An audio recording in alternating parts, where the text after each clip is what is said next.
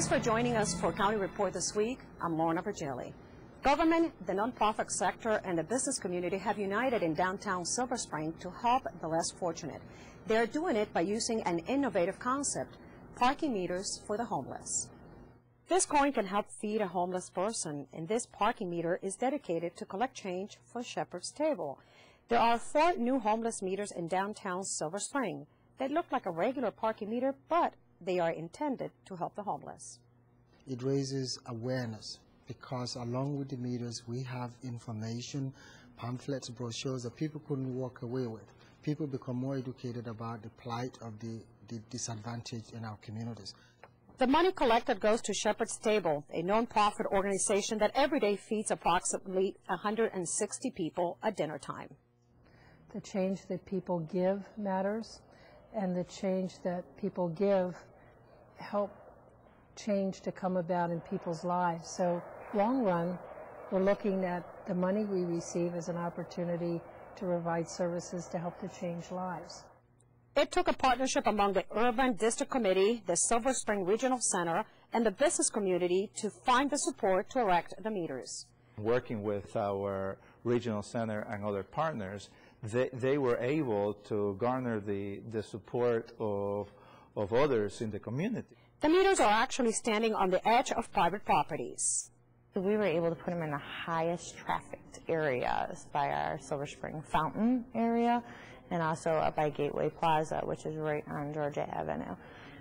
We thought that the higher the visibility, then the more people will be educated and the more people will be using them on a regular basis. It was an opportunity to give the community a chance to give to a worthy cause. We all know Jackie in Silver Spring and the work she does. And many businesses felt that it was a great way to give and say, I'm helping Shepherd's Table and not having to deal with a panhandling issue. In its first month, the meters have collected $165. A 5th meter will soon stand at Discovery Channel. There's no question that the congestion here in Montgomery County is some of the nation's worst. In fact, according to the 2010 Mobility Report, the D.C. metro area ranks first for having the worst traffic. However, one county councilman thinks he has a solution for a gridlock, and our Susan Kennedy is here with that story. Susan? Lorna, Councilmember Mark Elrich has proposed a countywide bus rapid transit system that is currently being reviewed by planners. He says BRT would provide faster, more efficient service than an ordinary bus line. Bus rapid transit is like a rail system with dedicated right-of-ways, station stops, and high-quality vehicles with fast service, but the vehicle has rubber tires instead of steel wheels. Councilmember Elrich says getting rid of gridlock is key to our economic future. So I look at it as, first of all, as a transportation tool. And if you're going to have economic development, the most likely way you're going to be able to attract people is if you can demonstrate a commitment to being able to move people. And Montgomery County will become less attractive and therefore more challenging in terms of maintaining or growing any kind of tax base, particularly a commercial tax base, if we don't demonstrate that we're serious about moving people. Major cities across the country have enacted successful BRT systems. Mr. Elrich proposes over 10 rapid bus lines throughout the county, including New Hampshire Avenue, Randolph Road, and Route 29 on the east side. Arguments in favor of BRT include its affordability, the fact that it takes less time to get the bus lines in place, and it takes cars off the road. CO2 is a major problem, and we have struggled mightily to figure out how do you reduce CO2 in the region. And one way of doing that is being able to provide shift to transit. And no one's going to shift to transit unless you provide a system that makes it attractive and reasonable to make a decision to switch to transit. Elrich says reaction from officials and community members has been good so far. Some private firms have even approached him about the potential for partnerships.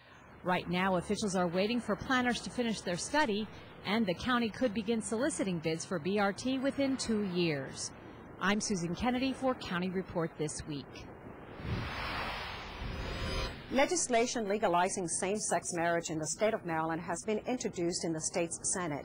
In keeping with that theme, Councilmember Nancy Florine has introduced a resolution that urges the General Assembly to enact full marriage equality in the 2011 legislative session. She tells us she believes the measure is a question of civil rights. Why should that be any different from me than it is from so many of my dear friends who have adopted children, who've owned homes together? Why would we put them in a situation where they're not able to assume a full range of legal and fiscal responsibility for each other that I have with my husband? To live with someone and be part of their lives for 20 or 30 years and not then being able to be allowed at their side in the emergency room because someone has raised this question is the kind of thing where that this law will change. Your fingertip can now give you access to 3 recreation centers across the county. As part of a new pilot program, the biometric finger scanner system is replacing the old ID cards. A fun day is at the tip of your finger. The new biometric scanner is opening the doors of a future. Your index finger can become your ID to enter some recreation centers. It is your finger veins. Each person has a unique vein pattern in their finger, so the scanner actually picks up your finger veins, which is not the same as fingerprints. It's very different than fingerprints. We're only looking at finger veins. The county recommends the system as it will save about $50,000 a year from printing access cards. They are also environmentally friendly. The scanning takes just a few seconds, and residents are calling it convenient. I think it's a great way to go. It'll beat the card system, I think, because it's much more convenient, and I think it's easier to use. I've used the finger scanner in other situations, and I just think it works great. The system is safe, and information remains private and secured. However, county residents who do not wish to use the finger scanner, they may continue using the old access card. I don't really get a lot of questions regarding the system. Occasionally I have concerns about, how well it works. But generally, people are just very, very positive about anything that can save them money. The pilot program is implemented at the Only Swim Center, Holiday Park Senior Center, and the Potomac Community Center. The county hopes to use the new technology in all 27 recreation facilities.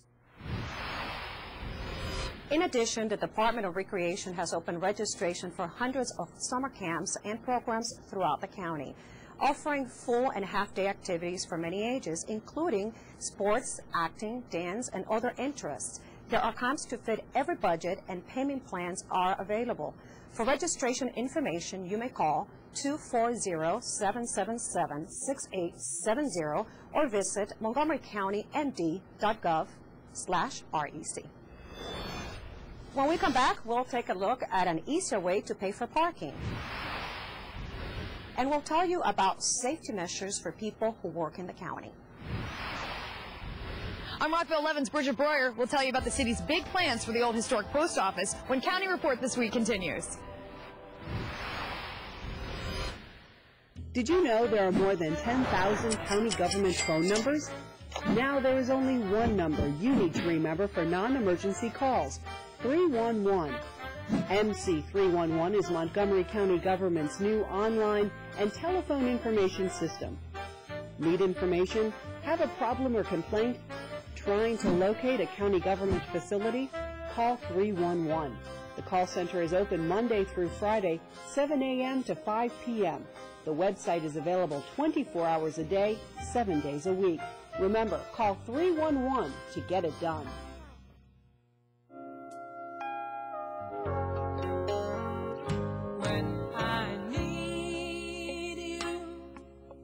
Just close my eyes and I'm with you, and all that I so wanna give you, it's only a You don't have to be a hero to be a hero. When you adopt a child from foster care, just being there makes all the difference. Welcome back to County Report. I'm Lorna Virgili. If you've ever been in downtown Rockville, you might have noticed the old post office on the corner of North Washington and East Montgomery Avenue. Well, the old building is about to get a facelift. Rockville 11's Bridget Breuer was there to learn more. Bridget? That's right. The historic old post office located in Town Center is now the future home of the Rockville City Police Department. We had the chance to take a behind-the-scenes tour and found out how this project is keeping the historical integrity of this very important building. Rockville's Director of Rec and Parks, Bert Hall, has a big job on his hands. He's overseeing the transformation of the historic post office to a new state-of-the-art Rockville Police Department. It makes it roughly twice as difficult, I would say, to work with an old building like this that is, doesn't meet any modern codes, has all these different floor levels, staircases. We're putting in an elevator, we're putting in all the life safety code requirements, and we're working within the envelope of an old building. The 1939 structure was acquired from the federal government free of charge in 2008 with the requirement that the building be used for a public safety purpose. And that's just what it will be, the new home for Chief Treshik and his officers. The nice part about it is that everybody will actually have good working space around, and not like we have now. We've been in a basement for over 25, 30 years. People need to feel secure when they come to a police department, that they're coming to their island of safety, and we want to make sure that people feel comfortable that way, yet at the same time not being overbearing on it. Rockville City Council member John Britton recognizes the value in preserving this historic landmark. It's important to save this building because it's historically significant. It's also right here in Town Center, which is a great location, a good reuse of this building. The project is estimated to cost approximately $9.5 million, funded in part through a state bond bill and grant, as well as a FEMA grant. The construction period is anticipated to start in the spring and be completed by spring of 2012. Stay tuned to Rockville 11 for updates on this project. For County Report this week, I'm Bridget Boyer. County Executive Ike Leggett has announced new initiatives to promote workplace safety and health. Under the revised procedures, contractors seeking to construct county facilities will lose points for inadequate safety and health results or for lack of strong health and safety prevention programs. Leggett has also appointed an ongoing commission on workers' safety and health to advise him on further policy changes. And this new county website is designed to give those working in the county information about workplace safety and health. Now let's get an update from the Department of Transportation. The pay-by-cell phone parking program that was implemented in Bethesda is spreading countywide. Here's Tom Pogue to tell us more. Hi, I'm Tom Pogue, Community Relations Manager for the Department of Transportation. Here's an update from Montgomery County. In early 2010, the Division of Parking began a pilot project to test a pay-by-cell phone system at selected parking meters in Bethesda. The test was successful, and now MCDOT has decided to expand the system to all its meters. Currently, more than 2,000 meters in Bethesda are part of the program. This spring, we will extend the program to more than 11,000 meters in Bethesda, Silver Spring, Wheaton, Montgomery Hills, and North Bethesda. The great feature of Pay-by-Cell is your ability to receive a text message reminder when your parking time is about to expire. If this happens and you need more time, simply extend the parking session by phone, as long as the maximum parking time on the meter is not exceeded. It's simple and user-friendly. You'll even be able to view your parking transactions online. There is a 35-cent transaction fee for each parking session. For more information on the Pay-by-Cell initiative or to register for an account, go to our website at montgomerycountymd.gov/MCDOT. We're working to keep you moving. Still to come on County Report this week, some high school students are waiting to see if they won an important science competition. And these two cats need a new home. County Report will be right back.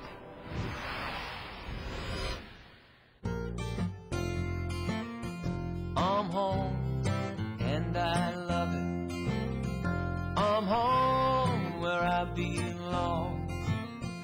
I'm home and I love it. I'm home where I belong. It's always nice to come home. But these days, many Americans are at risk of foreclosure and losing their homes. Making Home Affordable is a free program from the U.S. government that has already helped over 1 million struggling homeowners like these. And we want to help you.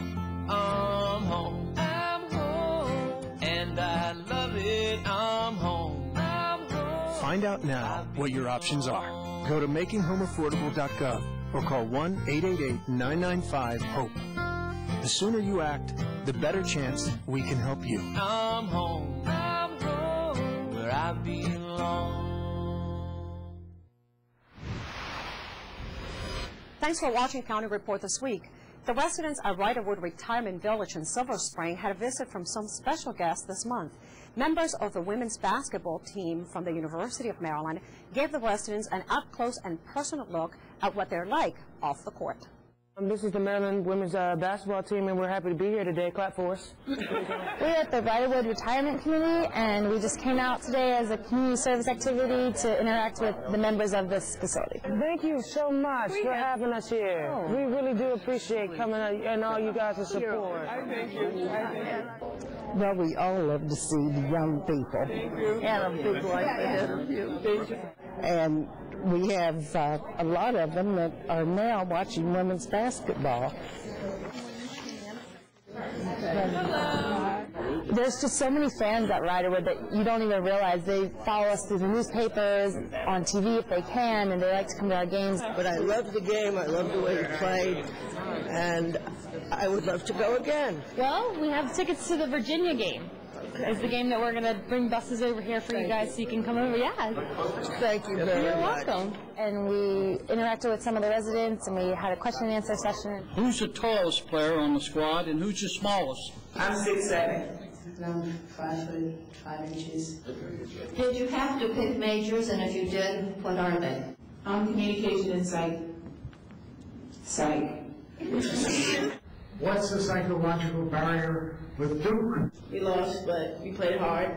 We're going to get the win when we play them again.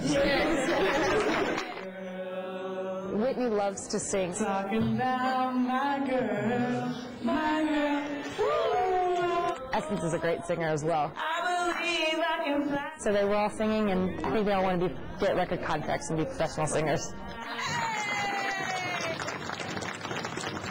That's wonderful. It's terrific. You guys have any requests? Any requests? We didn't know what song that we could sing that you know they can relate to and that we can relate to pretty much. The Maryland fight song. The Maryland fight song. We don't know the words, Jimmy. So pretty much we had to Google the lyrics while we were all huddled up in the huddle, and a couple of us just Googled them on our phone. This is embarrassing. We're fighting a bumblebee. Here we go. Don't you Google? Y'all got it over there? What? Don't put that in my face. Oh my God, dang that. Who knows the fight song here? Who knows Maryland's fight song? Because I know we have some alums here. Does anybody know it? My thing says fight, fight, fight. Huh? So if they sing the fight song, will you guys help them? Yeah. Sure. And we kind of spread the phones out throughout the line or whatever. Got it. How many people have it? Maryland, we are behind you. That was some quick thinking for some of us. It's just a lot of fun, you know, just to get out and reach people who support us. They just want to see us play and they want to see us succeed in life. Maryland will win. Thank you. Maryland. Okay. One of the most prestigious science competitions in the United States is about to announce its national winners with student semifinalists from among 5 high schools in Montgomery County. Leslie Maxwell provides us with the details. This week, 15 MCPS students from 5 high schools were named a semifinalist in the nation's premier pre-collegiate science competition, the Intel Science Talent Search. MCPS produced more semifinalists than any other school district in the nation this year. At Montgomery Blair High School, 7 seniors were among the 15 MCPS semifinalists for the Intel competition. Nationwide, just 300 semifinalists were selected. Their selection continues a long tradition at the Silver Spring High School that has produced 149 Intel semifinalists since 1999, more than any other high school in America. I think one of the key ingredients we have is the fact that we get 100 students from around the county that have strong backgrounds already coming to us. We have a great school system through the middle school level, and we take those students who have that nice background and the same kind of interests and similar ability level. We put them in a room and provide a 4-year program for them. To compete in the Intel Science Search, the students conducted complex research and wrote about their results, often alongside mentors who are professional researchers in a variety of disciplines. I got to participate in the clinics where real-life patients come in and they're diagnosed and treated with Botox injections, and that was a really eye-opening experience because it's just seeing like the real-life applications of all the research, everything you learn, really hit home, and that was amazing. The other Intel semifinalists from MCPS are from Poolesville, Richard Montgomery, Walter Johnson, and Winston Churchill High Schools. The students will find out on January 26 whether they advance to the final round of the Intel competition in March, where finalists will vie for the $100,000 grand prize. The semifinalists will receive $1,000 for their research, and each of the 5 MCPS high schools will receive $1,000 for each semifinalist named. Each year, more than 1,600 high school seniors from the United States enter the competition to compete for the nation's Best and Brightest Award in Science. This week's Pet of the Week highlights 2 cats. The bonded pair need a home that will take them both. Here's Kathy Stanhope with more.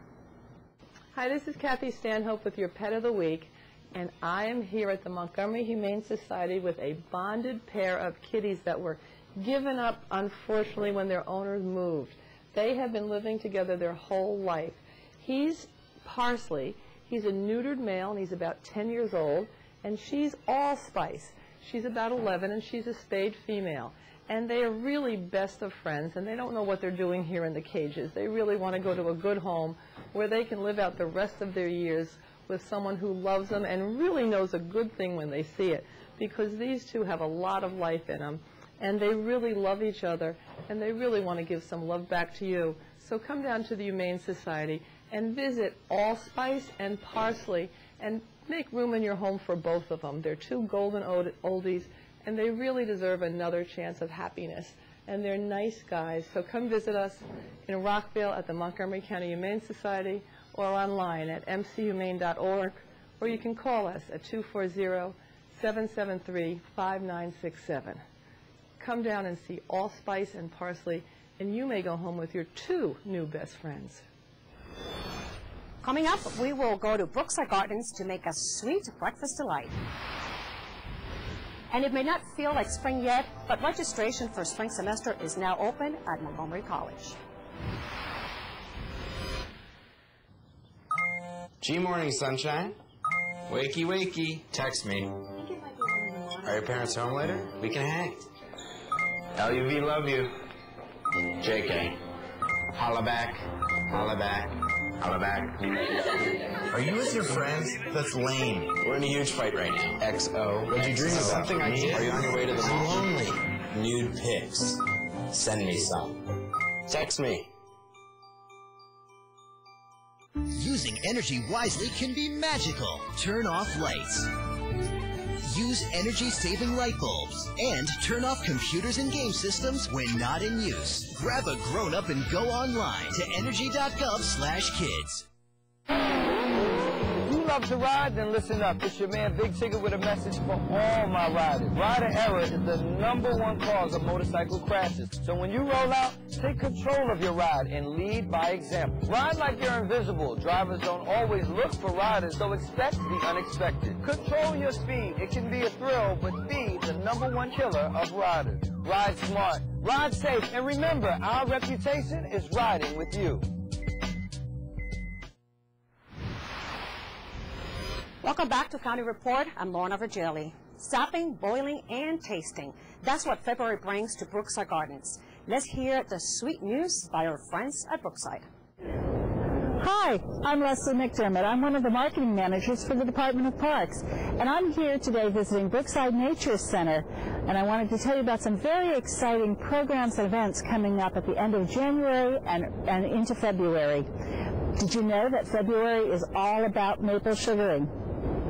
February is Maple Sugaring Month at Brookside Nature Center.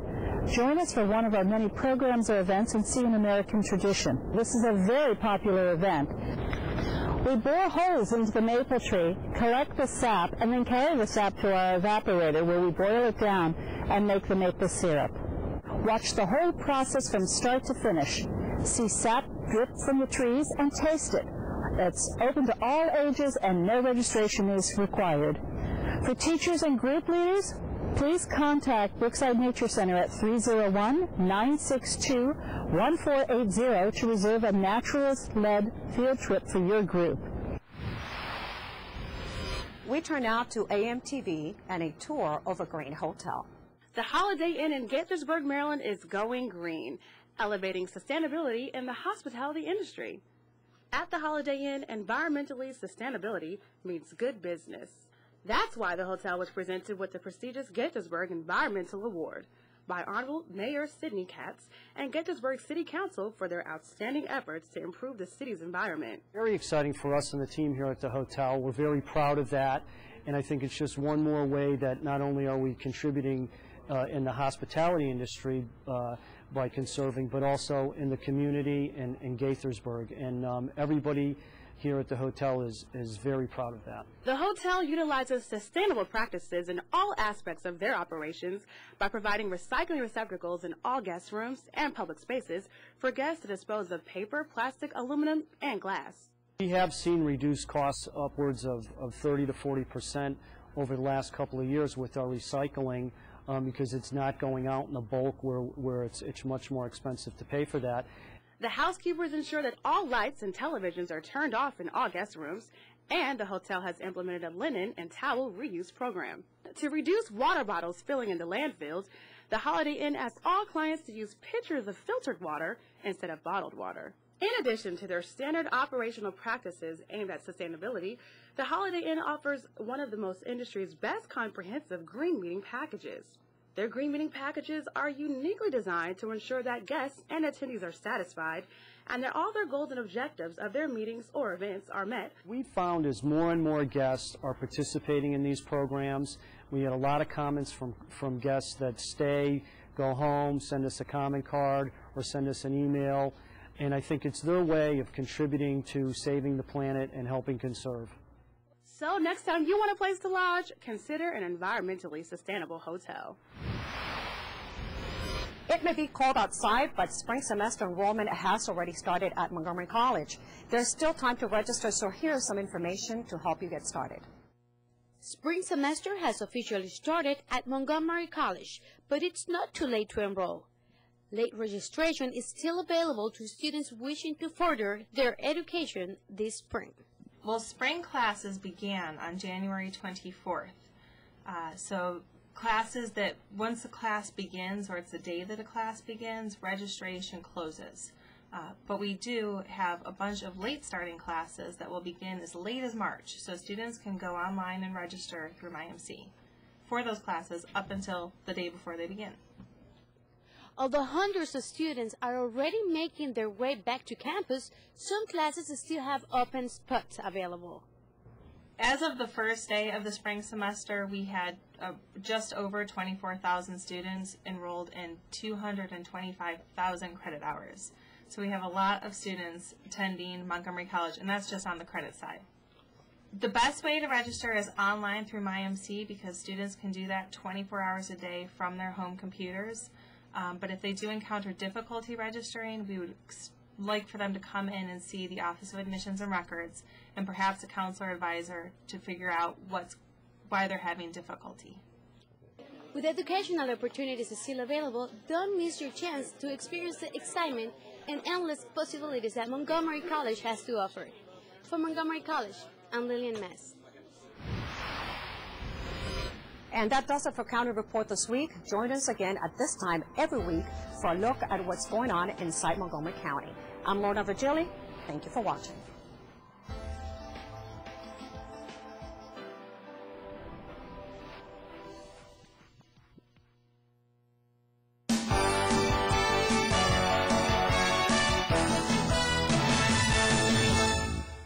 Although spring semester has started at Montgomery College, there are still plenty of late starting classes you can sign up for. Some classes start as late as March, and they're offered in many different majors. You can register online or at any of our 3 campuses. The Geico Philanthropic Foundation has awarded Montgomery College a grant to fund scholarships for special needs students who enroll in driver improvement classes offered by MC's Driver Safety Education Program, a part of workforce development and continuing education. If you're a former MC student and would like to volunteer and make a difference, apply today for a leadership position on the MC Alumni Association Board. The positions require a 3-year term. Applications must be filed online by February 1st. For more information about the endless possibilities at your community college, visit our website.